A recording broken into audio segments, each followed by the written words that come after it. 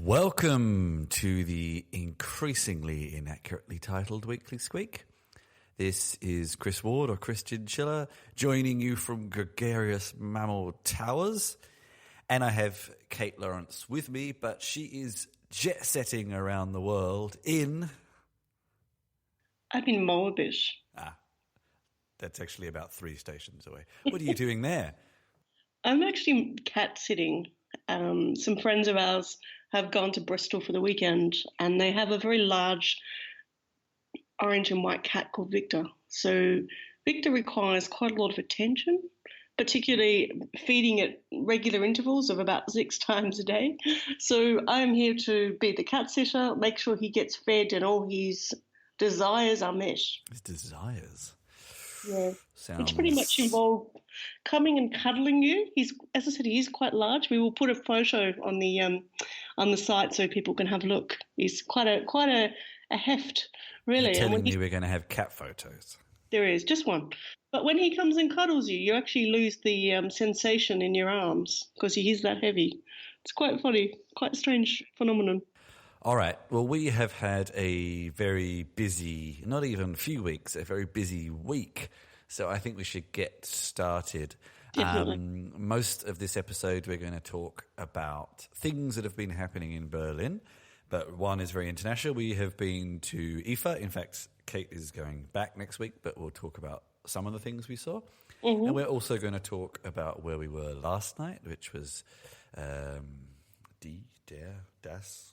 something, I'll say, we'll just do it in English. Long Night of the Startups, which was, Berlin loves doing these long nights of anything, pretty much, including startups. And it was quite entertaining to be out on a Saturday night getting pitches at 11:30 at night. But it was fun. And I am knackered, I must say. So we've got quite a bit to talk about. I actually think, because it's going to be sort of chronologically accurate, how about we first quickly talk about some of the other things we've been writing over the past few weeks. Do you want to go first, Kate? Sure, I can do that. Been writing a few things at Read Write. I think it's partially I've been writing some new things, and secondly, some articles that have been sitting in the edit pile have been edited by my editor because he's been travelling and been quite busy. One of the topics I have been covering in the last few weeks is not only the Olympics but also the Paralympics. And the Paralympics is a funny beast. It's been around for quite some time, and yet it still really struggles to get the audiences that you would expect for a international elite athlete event. It struggles to get the sponsorship, and it struggles to actually get finance for the athletes to actually attend the games in Rio this year. So I guess I was looking at it from a slightly different angle, and one thing that comes up when you talk about technology and sport, particularly in regard to things like Paralympics, where technology is used to assist people with disabilities of various types, from visual impairment to amputees to people with intellectual disabilities, all sorts of disabilities, is the question of whether the technology is actually making people have skills that are above what a normal, and I use that term very loosely, what a non-disabled or normal, if you want to use that term, athlete would have. Or is it giving them an added advantage above and beyond that? And it's an interesting phenomenon because I think every year they do struggle to classify the athletes. And there was a situation, I think, in the last Olympics in Brazil. Was it Brazil? No. When was the last one? It was in Brazil. It's only just happened. So. No, the previous one. What was the previous? Last one? London. Sorry, mental blank. London. Was it? No, there was one after that. No, 2012. Okay. The last one. I do apologise. 2012, there was a situation there where one of the basketball teams that won was disqualified because they discovered that a number of the athletes who were under the category of intellectually impaired weren't intellectually impaired. So, bit of an issue there. I guess it's a very sensitive in terms of qualifying and quantifying disabilities as well. Absolutely.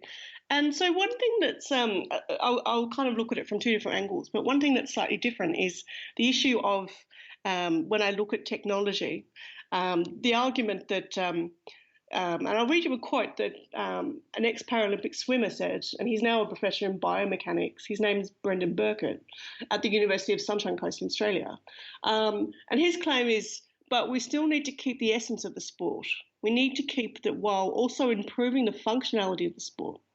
We don't want the sport to be inhibited by robots, though. We want them to always be controlled by the humans.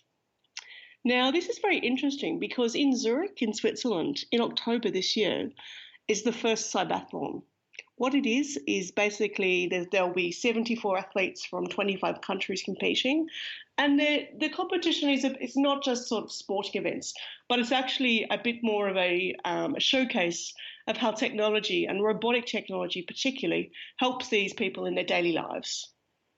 So it's all kinds of things, like there are obstacle courses for people with prosthetics and in wheelchairs. It could be something like climbing chairs or walking across a beam. Dexterity for prosthetic arms and limbs or hands. For example, it might be having to put something together or, complete a task which involves fine motor skills with your hand. And then you've got things like an exoskeleton obstacle course.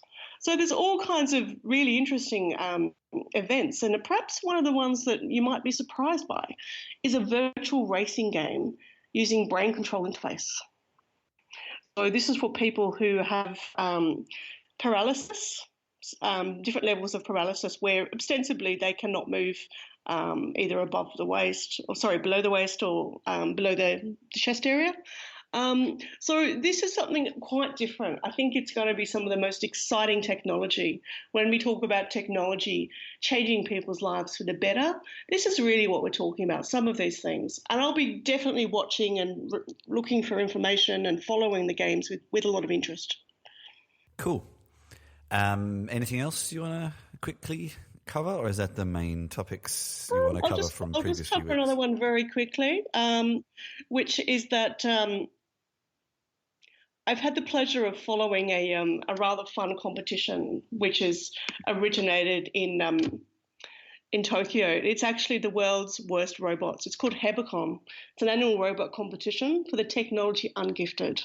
So it's a bit like a sumo race. If you imagine a wrestling match type arrangement where the robots are trying to push their competitors off a board.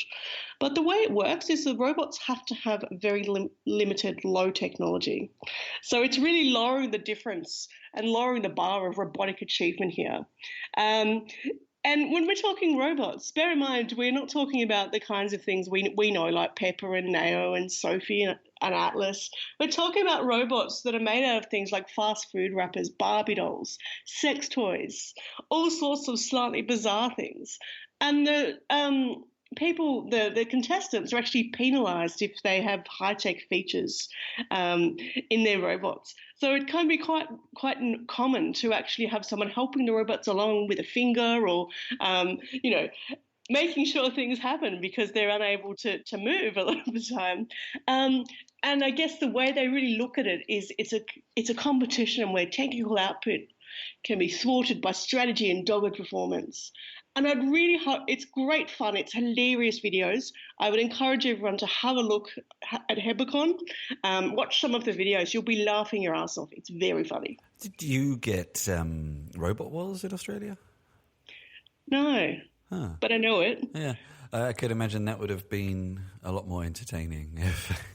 It was pretty amateur, and considering when it first came out, actually, I guess it was reasonably advanced, really. But yeah, absolutely. Yeah, I'm familiar with it. I know there's an American version of it, but this I think the British one came first, actually. Oh, I see. But this one, it's in all jollity. It's got sponsors like Maker Faire and Arduino. People are using it as a way to make robotics very accessible, particularly to younger people. So it's a great kind of fun thing, The robots are terribly primitive, but why not? It gets people in, gives them a go. I think it's a good idea. So basically, the past few weeks you've been covering amateur crap robots and cybernetic advanced humans, the full gamut. Absolutely, and then, a few other things which you can have a look on the Read Write site for. But from the sublime to the ridiculous in that situation, absolutely. Well, my stuff is probably a little less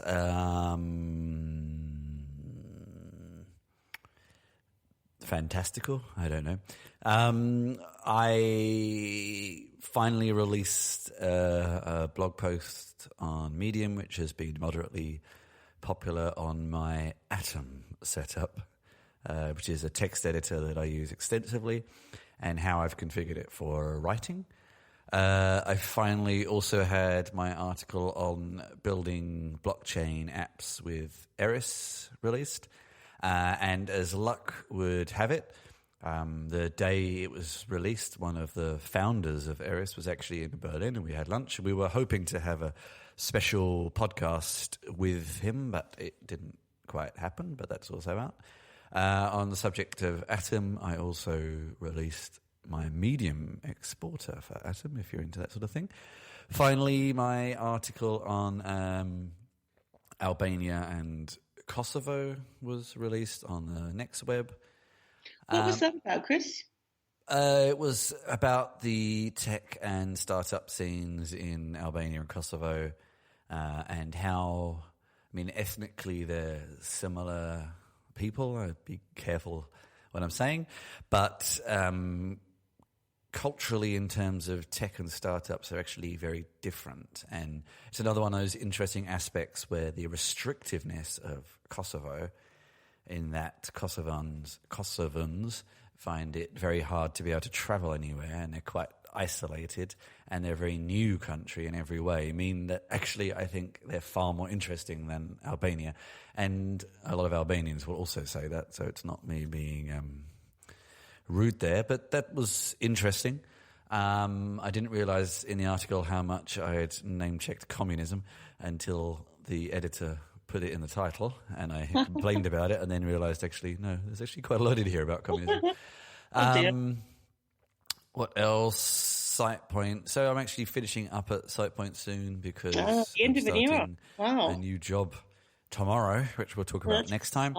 Yeah. We had a very interesting article on using a fingerprint API with Android, and I recently acquired an iPad for reasons which I will go into on a future episode because I'm still trialing it, but it has a fingerprint reader, and I think fingerprint readers are one of those sorts of things that before you have one, you're a bit skeptical, and then you have one and you think, oh my God, this is amazing, and you miss them on every other device that doesn't have them. We also had some articles on React Native, optimizing your mobile apps for sort of user experience, a very in-depth article on building your own audio player for Android, Bluetooth low energy devices, an interesting article, a few other things. I feel like I've done other things, but I've forgotten most of them because we've been so busy the past few days. But that'll do for now. I've been working on my book and a few other bits and pieces too. But let's... Just to check, Chris, these articles you've mentioned, how can people read those? I was going to get to that at the end, but very well. It's like you're hosting the show today. You can find them all aggregated on my site on gregariousmamble.com, and then some of the SitePoint articles, which I just edit, are on sitepoint.com. I've overhauled my personal website quite a bit. If you're interested in saying hello, then if you're in Berlin, I will be at Ignite Berlin on September the 12th. I will be in Prague at Write the Docs EU on September the 19th. And I will be back in wonderful Belgrade for Vox Days on September the 29th. Just in case it takes us a while to get to the next podcast, then I'll be back in Berlin October the 4th for LinuxCon. So maybe I'll see you at one of those. Kate, I know you've got a few things coming up in the next few days as well, but I think mainly Berlin. Yes, I'll be at IFA for the next few days here in Berlin at the IoT tracks and the connected home track. Middle of the month, I'll be at Node.js in Amsterdam. I will also be at the IoT conference here in Berlin, which is just before that. I think that's all for this month. Let's hope. It's a busy month, and it's a short one. So for the past few days, we have been at IFA, which actually stands for International Funkausstellung, which is actually must reflect its history of being more about telecommunication. It's much more general now. It's basically Europe's CES, is kind of how you can list it. We were at IFA for a few days. We went to the press day, which was kind of interesting. It's basically just a building site and press conferences, which wasn't terribly interesting. We went to the Samsung press conference, and you realise that especially at this kind of consumer electronics level, they're actually a bit I feel a bit awkward and a bit kind of comical in some ways. All these rather staged, hey, we're inviting our friend up on stage to talk about this really casual subject. And it's, how many times did you rehearse this casual conversation? And people are, my God, are people obsessed with TVs. But we're going to talk more. I think we had a better time on Friday when we went back and had a look around. We certainly didn't see everything, but we grabbed a few leaflets and things here and there of things that interested us. I reckon we should tag team a bit. I'll do one, you do one, or there's some that will probably cross over. So I'm going to just whip through my cards to see if I can remember. The first thing I did see, now I've lost it. Where have you gone? That's weird. I saw it right in front of me whilst we were talking earlier, and now... here it is, yes. It is Beam Labs, which was this sort of intriguing overhead projector thing that looked like a desk lamp. And I think the company was aiming it at architects and artists, but I, of course, went up and said, oh, my God, this would be perfect for Dungeons and Dragons. Yes, I remember you saying that. I don't think he'd quite considered as the audience, but it actually would be. I have a Pico projector at the moment that cost us €100, which would do the job as well, but this obviously has the kind of inbuilt stand. This was far more high-end. With the stand, you're probably looking at about €500, which I don't know if is a bit much for a Dungeons and Dragons game, actually, but if you're interested, we'll come back to... Actually, maybe we should carry on and talk about what we saw with Sony in relation to this, because it kind of took it a step further. So if you don't mind jumping around a bit, Kate. So Beam Labs was this fairly basic to sort of overhead projector, but we also saw in the Sony, I don't think I have the paperwork, I think you do. I think I have it. I think they called it something like the Innovation Lab or the X Lab or, some kind of slick name. Do you want to explain what they had there? Yeah, I'll try. I mean, my knowledge, because I've not read through it yet, of how it actually works. But if you think about a tabletop, it's ostensibly a little projector that enables you to use the tabletop as a drop and drag design template for things like architecture, garden design, building sites perhaps, those sorts of things at the moment. I imagine there's plenty of other applications. It's worth stressing this was a prototype. So in terms of financing and all that stuff, we have no idea. But it's actually quite interesting. And what you could do is you could, effectively design a house, move rooms around with your finger touching the tabletop. You could add greenery. You could move the greenery into the house even. You could add floors to the house, as in extra levels, all those sorts of things. And you could just see the applicability would be significantly there. And I liked it because I know that there's a lot of talk at the moment of utilising architecture design through virtual reality, particularly virtual reality, maybe a bit of augmented reality as well.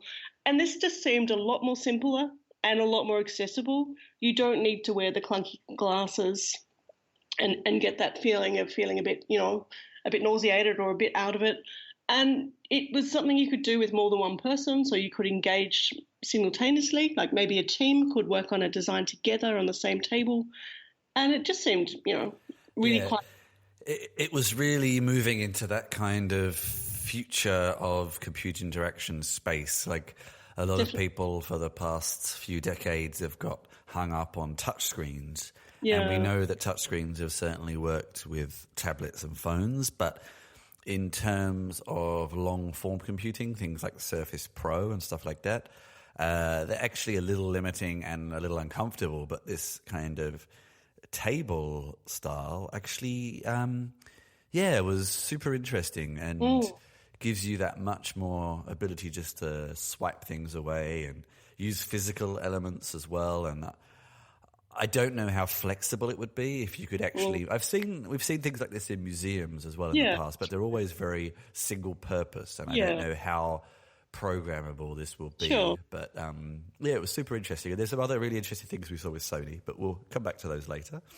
Yeah. Also, next door in the same area to Beam, we saw the smarter.am.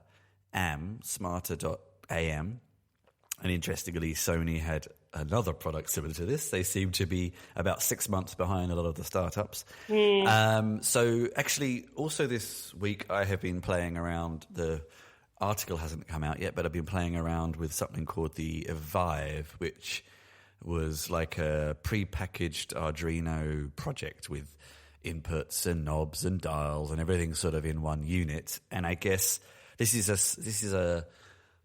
something that's been happening a lot recently, of trying to take these very good learning devices that were very much aimed at people who sort of know what they're doing and have a modicum of experience with hardware, and making them more usable, basically.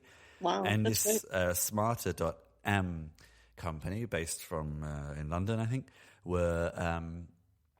had these sort of sets of little modules with sort of sound and sensors that communicated wirelessly, and then you could use a Scratch, which I mean MIT Scratch, the kind of learn to code tool style interface, to connect them and get them to do things to each other. Mainly aimed at kids, but also would be great for anyone wanting to learn those sorts of basics of programming visually and physically. And we will be getting our hands on a review unit for that very soon, because they're actually launching a new pack in October, so it timed very well. And I found that super cool, because I've been writing a bunch of articles recently on about learning to code. And then interestingly, we again saw Sony with something similar. I think it was called Mesh. That's right. Yeah, and it was actually a very similar idea. I think that actually came out of the incubator program, where they were, they had, either, subsidised or supported or done some kind of sort of startup incubator with some developers and entrepreneurs. And I think that's where the Mesh idea came from. I have heard of it before, but it would have been nice to get a bit more information. The Sony people didn't sort of have much there. No, they were just booth stuff. I mean, and they're all prototypes and things. Of course. Yeah, they had a lot of other interesting devices as well, based around the whole kind of Xperia brand. I think the Xperia as a series of phones hasn't been terribly successful, but it's recognized. So I think they're trying to sort of take the brand and use it in other places. They had like a Alexa crossed with a Wall-E desk robot that made you coffee and did all sorts of weird things. Oh, yes, that's right. I wasn't completely convinced by it, but it was kind of cool. It had lots of things like that. But, let's switch back to the startups from IFA. So I think you've written about them before, but we also saw Plume. Do you want to explain Plume? Yeah, Plume is basically a sensor device that's connected with both an app and also an online map and database. And the idea is to utilise it to measure in real time the local pollution levels in your area. And it's based on the premise that where governments actually test for pollution in different cities, they limit that to only certain places. So you may be, 500 metres away or, a kilometre away and get a completely different experience. And what Plume did was they did quite a clever little marketing campaign. Was they used a small number of racing pigeons and attached these tiny little backpacks to them, which had a sensor in them to monitor the air quality and I think it was the moisture in the air as well. around London. So it was a way to kind of get people talking. It's a bit of a media stunt as well, but it's a clever way to engage people about the idea of air pollution in a really simple sense. And what they've kind of done is they've encouraged people to be citizen scientists or data scientists, citizen data scientists. Maybe that's the term that should be used. And take a bit of responsibility to be part of a movement where people are talking about this stuff and engaging and getting real-time information. So it's quite clever, and I think it's a nice campaign. I think what they do is interesting.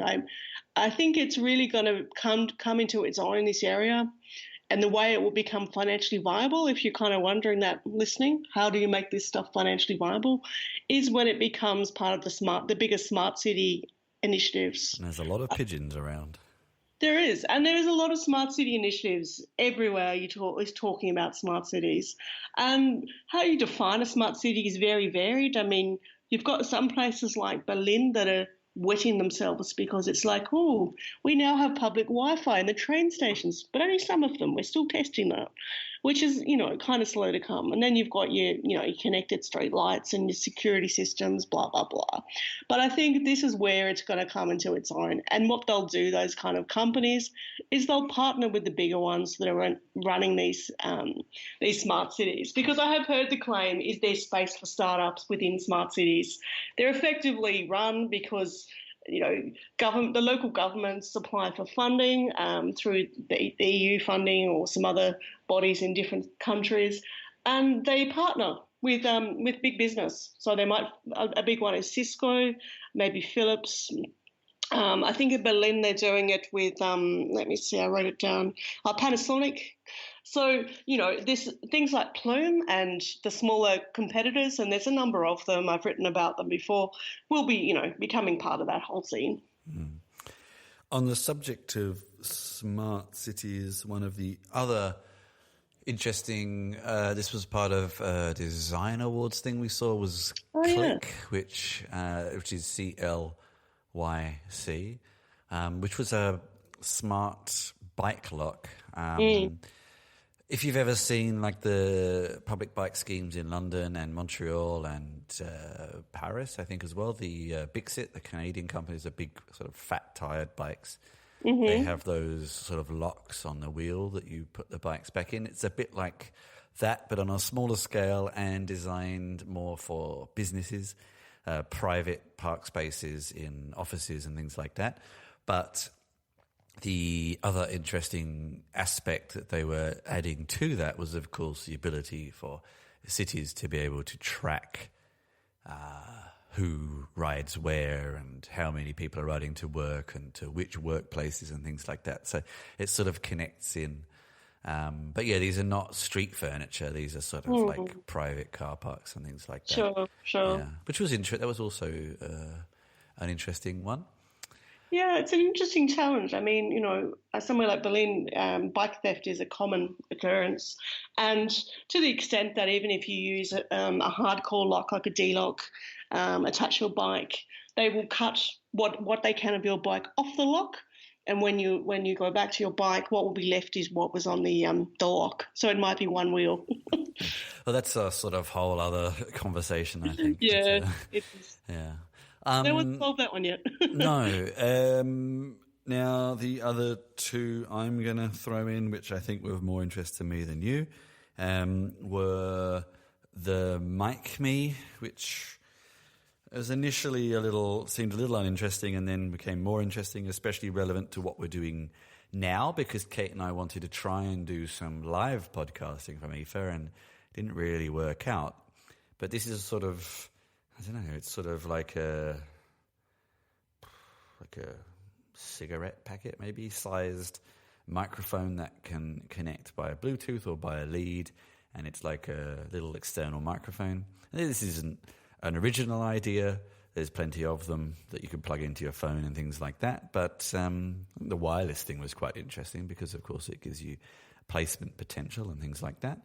That was kind of interesting. So that's Mic Me. And also, and I feel like I've seen someone else propose this recently, like someone big, and I can't remember who. But this was, what's it called? the slate from iSkin, iskn.co. I guess that's supposed to be iSkin. I don't know why they couldn't have put the I before skin in the middle and just made it skin. But anyway. I thought it was foreskin for a minute there. I'm sorry. Well, maybe this is going to be a problem. The picture looks like a thumbprint as well. That doesn't help. And it was actually like a tablet with, you could put a sheet of paper on top and then just a little sort of ring around a pen or a pencil, a normal pen or a pencil, and just draw as you would normally draw with your pen or pencil, and it would be picked up by a tablet app, which was kind of cool. I use a Wacom sometimes, but you don't get that natural feeling you get from using a pen or a pencil. It's just limited to iPad application at the moment, but they did obviously say they're looking at doing Photoshop support and things like that. So it was interesting. Any other things that took your interest at IFA? Yeah, I'll do one more because I know there's lots of other things to talk about, and it's basically let me just open the page. I think I've had the link here. Where's it gone? Oh, here we go. Yeah, it's a fridge cam from a British firm. And basically what the fridge cam does is it enables you to see inside your fridge remotely from your phone or your computer, and you're able to see what is in there, and it avoids the idea of buying excess, buying multiple copies of things, or reducing food waste ostensibly. And I think the biggest my biggest interest in this, and why I think they're actually going to make a killing, is they're not the first person who's done this. You'd be aware Samsung has a very fancy ass smart fridge that they've shown off ad infinitum at every event you ever go to that has Samsung. It's basically a massive silver fridge. It has a computer in the front, so it's you can use that like an iPad. It has a camera so you can check your food and a bunch of other bells and whistles. But it's of course extremely expensive. Whereas this, the fridge cam is £99, which is about $150 US, I believe. So that's really, really cheap. And I think, and you might sort of go, well, who at home is going to use something like this? Where I think it's actually I would. It's a great idea, personally. How many times do we go? Do we have the? Although you can't look inside cartons, of course. But yeah, and I was interested about the fridge door too. If you can see the fridge door, I'm going to ask them that once I get time to actually do some interviews for people I've met over the last week.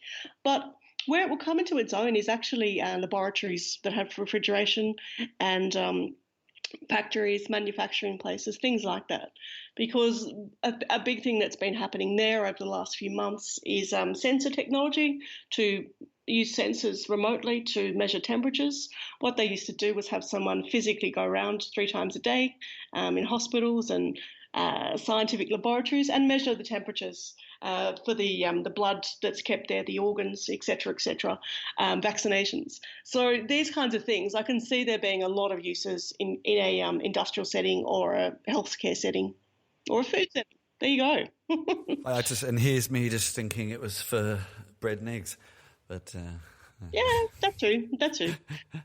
Yeah, it was. We haven't really talked too much about a lot of those big announcements, but it's funny when you go to somewhere like IFA and you suddenly remember how many companies make bloody fridges and ovens and vacuum cleaners, just room upon room upon room and some of it is interesting and some of it is just such generic crap. There's so much of it. And sometimes I think there's a little bit of technology for technology's sake. Let's make it interesting so people will engage with it. And the only one that kind of interests me, because it's something I've been following for a while, and it relates to what I guess what we've been talking about, the smart fridge idea, is actually the notion that through sensor tech you'll be able to basically not only see what's in your fridge but order more food. And one thing that Samsung has actually done is a deal with Eataly, which is a online marketplace. I think it's like fancy food or something like that in Italy. Surprise, surprise. And it enables people to order food remotely. And my understanding, and I'll have to read up on this, I don't know how sensitive this is yet and how advanced, but the basic idea of what's going to happen in the future is when you buy your food in the shops, your food will have a sensor on it. You'll be able to read the use-by dates, expiry dates, so you'll know what to eat first when it's in your home. But also when your food runs out, you'll be able to order the food, or it may be ordered automatically for you, so that you get the the replacement when you run out of your milk. And this sort of reflects into a lot of the smart packaging. I mean, Very we much. have barcodes. Yeah, Barcodes have very been with us a much. long time. I don't know what is embedded into a barcode, if there's things like expiry dates and stuff. But of course, if you had packaging that tracked more information, you can use these devices to tell if things have gone off, what ingredients are in things for, say, a friend who's visiting who's lactose intolerant or gluten intolerant or something like that. And it's. I remember years and years ago, we've been talking about smart fridges being able to order food for you for decades. I know. And this is initially, the thing, it was just like, why? Because we didn't even have the internet or online stores, so who cared? And now it's like VR. We've been talking about it for decades, but I think we're actually finally in a place where it could work if we want it. I mean, smart watches have sort of been a reality that has been realized, and a lot of people kind of went, we shall see if it's actually useful. I mean, I personally would find it useful connecting up with things like Dash and stuff like that. I mean, shopping, especially for basic things like toilet paper, bread, milk, cat food. It's the sort of stuff you order the same thing most of the time. Exactly. And actually, it's one of those sorts of things I wouldn't mind not having to think about. And I think a couple of points. First world problem and all that, but yeah. Yeah, a couple of points about it. I mean, firstly, it comes from that idea that traditionally a lot of people did have a standing order at a supermarket or their local shop in maybe the 50s and 60s, where they would go to the shop and the box would be packed and ready to go every 2 weeks or every week with the same things in it. Or it may actually be bicycled to their home. That was traditionally quite a common way to do. But the thing that interests me, I actually interviewed a company a few months ago, and I'll dig out the link, from Finland or somewhere in Scandinavia. I think it was Finland. And they actually do the smart packaging. And I sort of was like, well, what kind of sensor technology is it? And they're actually using QR codes. The QR codes, they actually have quite a lot of good use. They have a place. And QR codes are a funny one, because when they first came out, or when I became first aware of them, I'll rephrase that, which would have been, I don't know, maybe 10 years ago, something like that. Yeah. Basically, I couldn't see the point because, well, firstly, we when I was we were running an environmental organisation. We thought, instead of flyers, we could just use QR codes and people could come and access those, and people wouldn't have a bar of it. There's a lot of resistance in Australia. I mean, and a lot of the reason for that, people have told me who work in this space, is because you didn't get a meaningful engagement. So if you clicked on your QR code, what did it lead you to? A fairly crappy website. Whereas now they're a bit more savvy. So like we said, with something... Well, actually, I would challenge that ever so slightly. It's more that in the early days, they were mainly just used for marketing.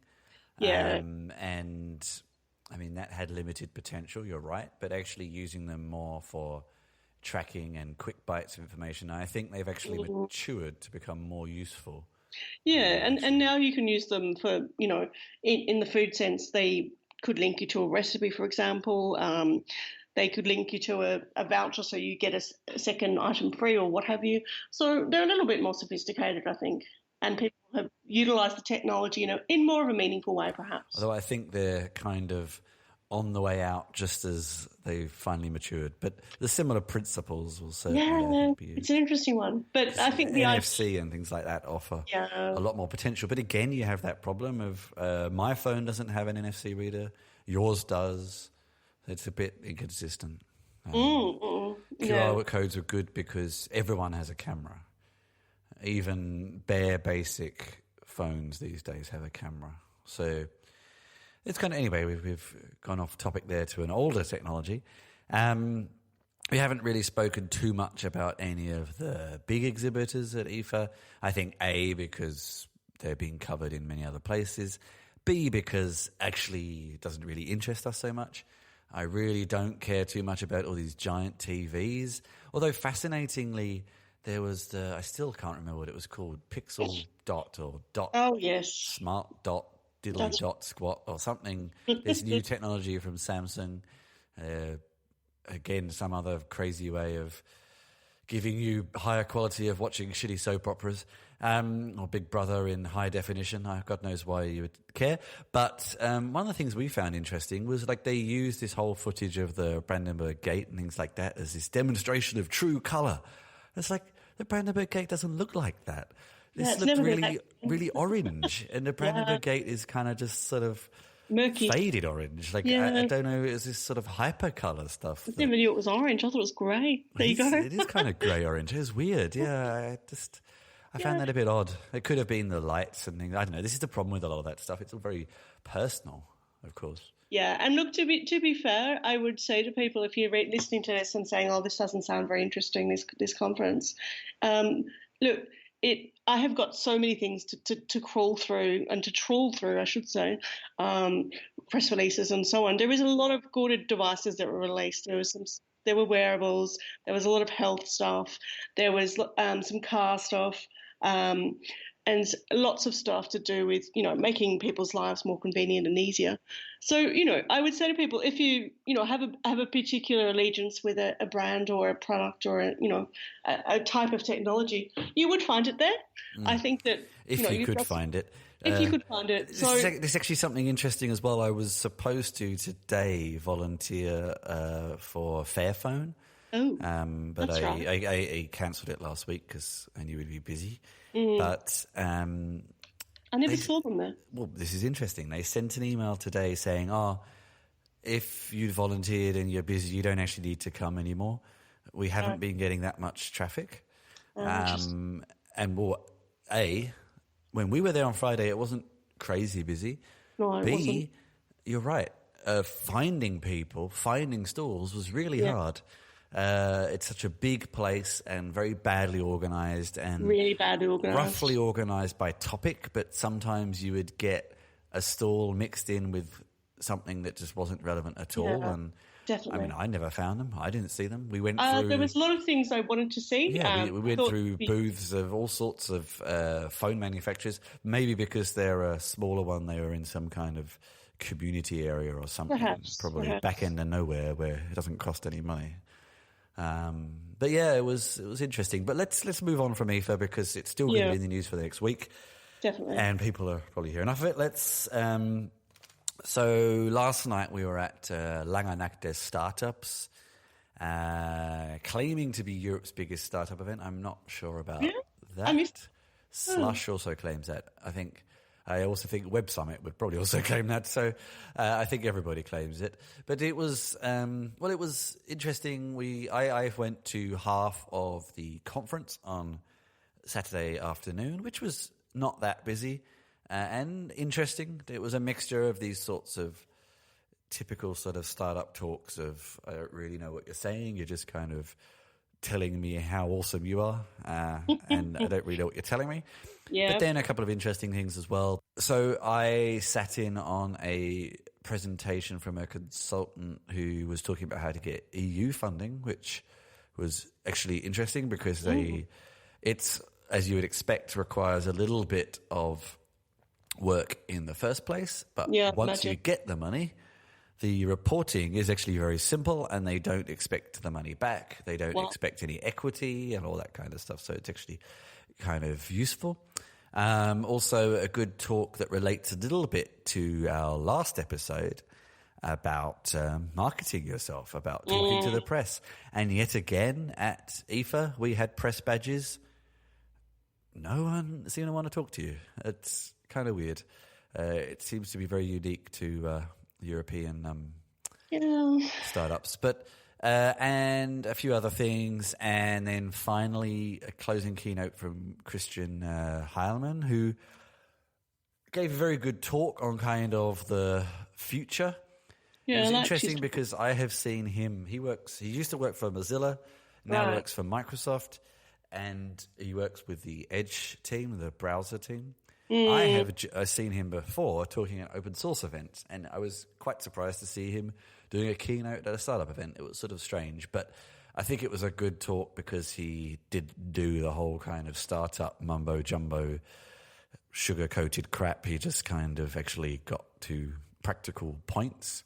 Yeah, which he's was a very engaging speaker. Yeah, actually. he's very experienced. Very good.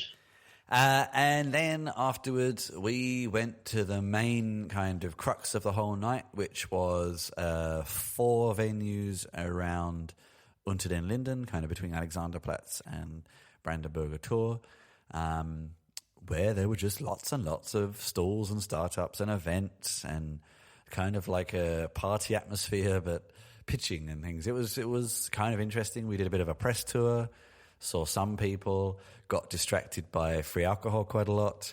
And yeah, I mean, in all honesty, a lot of the startups we saw were moderately interesting. Nothing. I got 1 or 2 that were really cool, but nothing really mind-blowing. I think actually the highlight for me was it was actually a company called Oculyze, Oculyze, that were aiming specifically at home brewers, but the hardware could be used in all sorts of things. It was a little addition to a smartphone that turned it into a microscope, which is actually pretty cool and kind of connects back in with that citizen science type thing. I mean, microscopes, well, actually, yeah, maybe they're not expensive, but still, you're leveraging existing technologies and things like that. And we also saw Contest, which, apart from having very strong gin, is an app for freelancers and self-employed people here in Germany, which is quite difficult. So it was interesting to have it sort of app-ized. But yeah, there were areas around transport. Oh, the skateboard people were pretty cool. Mellow boards. It was like a battery for skateboards. And those guys were kind of fun. And yeah, there was sort of mobility, fintech, analytics, and then more general. It was kind of fun. There was a pitching competition as well. I think there were about 5 pitching competitions, but we just stepped in on one. Few words to say about that, actually. I bet you have. There was a pitching competition. I mean, it may well have been that these people were the culmination of the other pitching competitions of the day. And I'd add, if you are interested in this whole Berlin event, you can go to the website, and I think they've got live streaming or recordings of all the talks, which I'll be having a look at because I didn't have time to see all that much yesterday. But yeah, we basically went to the ultimate pitching at the end, and it actually wasn't. It wasn't. It was just one of. I'm not sure where you got that impression from. It wasn't the ultimate thing. It was just one of several. Oh right. I think I thought that because they got a trip to New York. Yeah, but I mean that costs €400 on Air Berlin. It's not. Yeah, I do stand corrected. I apologise, listeners. But it was a little strange. I mean, the businesses that pitched, or the startups, if you like, that pitched, you had one of them was actually a coffee cup holder. Like, if you can imagine, your cup of coffee is hot, so you put a little bit of fabric or leather around it so you don't burn your hands. One of those, and that was in the top 5. And I couldn't help thinking, like, really, Berlin? Is this your top 5? Is one of these? Like, seriously? Were there only 5 people pitching? Or 5 people that applied? How much did people have to pay to go into the competition, if they did? I was really surprised. I was expecting a lot more kind of dynamic stuff. There was a food service app which enabled people to get feedback on the daily specials of food places in their area. So when they went for their lunch, there was what were the other ones, Chris? Can you remind me?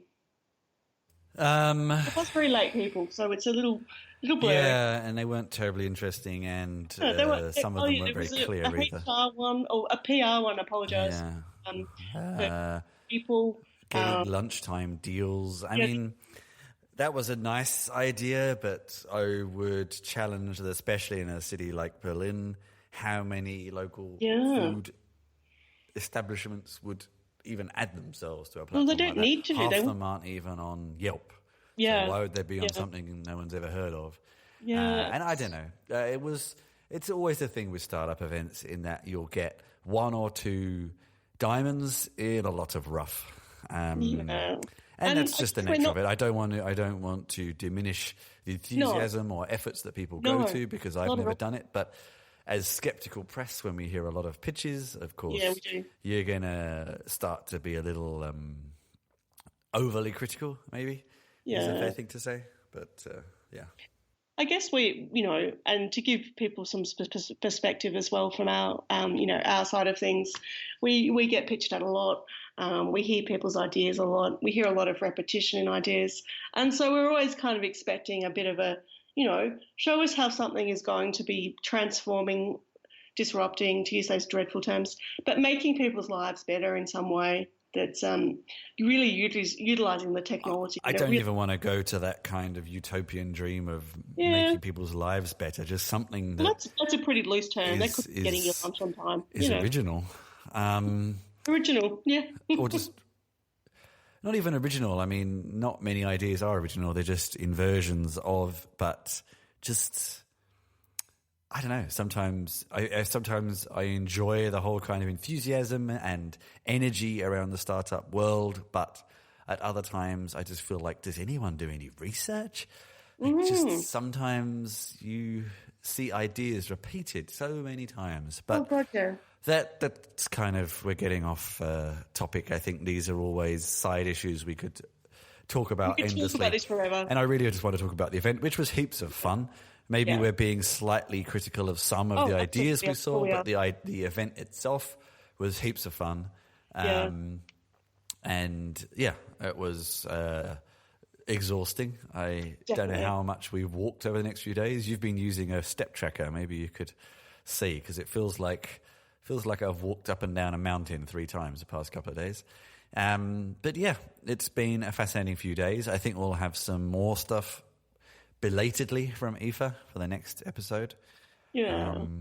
But yeah, Sorry, I'd also say to people, like, these weren't the only tech events on this weekend in Berlin. God, there was a lot. You could have picked probably 10 other ones, including TEDx, which is on today. Well, that's part of IFA. And there's also the FSFE, the free software event as well. It just gives you a little taste of Berlin. Like, there's always things happening. There's always niches. There's always an opportunity to learn more and to find out. Especially this weekend. I think it's like everyone's going back to work on Monday, and I think it's kind of a last hurrah. Yeah. The summer. I, for one, would like to go to the coffee festival today. Oh, very nice. Is completely unrelated, but coffee machines as well at IFA. I don't get the pod coffee machines. Yeah, does anyone have a pod coffee machine? We're a little bit horrified by them. I mean... Oh, I don't even want to get into the sustainability aspect. Everyone knows I just don't actually think the coffee is very good that comes from them. And I just don't see what is so complicated about making coffee. I know. It's very strange. I don't know. I don't understand it. My main issue is just the taste. Get a robot to make it for you. They just give everybody an excuse to make average coffee. It's kind of my... thing. Like I think that we had one from Lily, which actually wasn't too bad, but most of the time, the N company, the coffee's crap. I don't know. It just tastes like water. I'd also add, I mean, we do have things like coffee bags already as well. So if people want inconvenience, I mean, it's got to be, I'm sure the coffee in the coffee bags would be better than these. I've had some of that stuff when we've been travelling. It's not that great. But I've never had it. It's better than instant coffee, but only marginally. You have to excuse us. We are Australian, so we are coffee snobs. And we're just snobs generally. Yeah. Okay, we have been talking for quite a while. There was a lot to cover. Yeah. So, I don't know what the topics of discussion exactly will be for the next episode, But as always, there will be a summary of some notes on gregariousmammal.com/podcast. Actually, I say as always.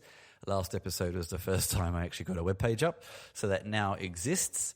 If you enjoy what you hear, please go and rate and review us on SoundCloud or iTunes or wherever you happen to be getting the episode from, or on Product Hunt, or just with your friends. I'd add one thing there. If you do have something you would like to talk about, to be interviewed. If you would like to be interviewed. Yeah. This episode, I am also for the first time using the awesome stalwart of Mac audio engineering, Audio Hijack, to merge multiple inputs. So yes, I can now record Skype conversations properly. So if you want to be interviewed, you can be anywhere you like.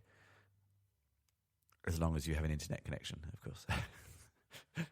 You could just mail it in and we could... Anyway, we're rambling now. Let's get out of here, Kate. We have been rambling the past few days. Let's stop rambling at people. And yes, for another weekly Squeak, I have been Chris Ward, Chris Chinchilla. You can tweet at me at Chris Chinch. Catch me at gregariousmammal.com. And you have been... Kate Lawrence from Read Write and my own personal mind space, I guess. Your own personal mind space. Yeah. Can people tweet at you? Sure you can. Kate, which is CATE_Lawrence with a W. And do you have a website? No, just readwrite.com. Not yet, but maybe I should set something up. That might be a good idea. Yeah, maybe we should get Squarespace sponsorship, and then you can use a Squarespace account. Too hard. I found Squarespace a bit tricky. But yeah, maybe I'll set up a little blog or something and put all my stuff together so people can read it. Cool. All right, until next time, enjoy what you do. And if you have been, thanks for listening.